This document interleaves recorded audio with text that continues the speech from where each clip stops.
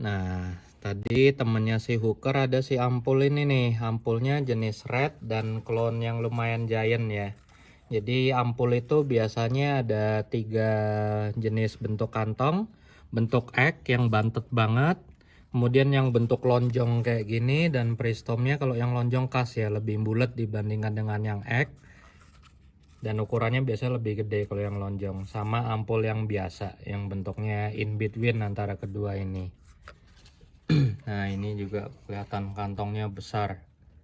Dari ukuran kantongnya yang besar, batang utama yang panjang, kemudian juga aktif ya kedua batangnya nih. Ada 2 batang utama dan dua-duanya aktif tumbuh, nggak ada yang dimatiin.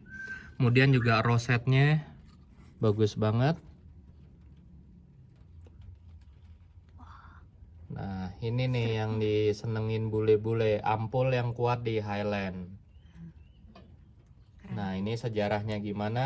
Kelontong Ruru belum tahu nih. Ada yang bilang ampulnya dari Papua atau apa, tapi kalau ngelihat dari warna yang merah, biasanya warna merah gini dari Borneo atau Kalimantan sih. Kalau yang dari Papua itu biasanya warnanya cenderung hijau bercak atau orange bronze gitu ya. Kayaknya belum pernah ada ampul merah di Papua.